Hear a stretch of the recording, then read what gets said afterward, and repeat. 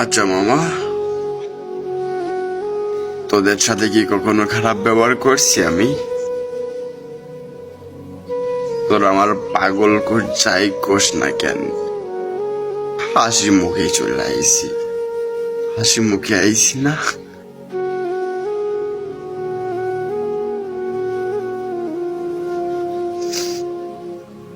সারা সব জায়গায় ঠকে গেছি আমি।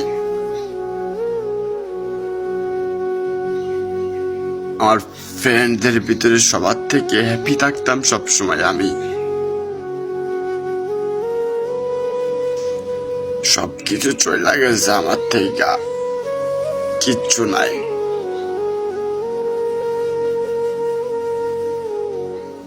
একমাত্র মা বাবা ছিল, তারাও কান্না করতেছে। যদি আমি মারা যাই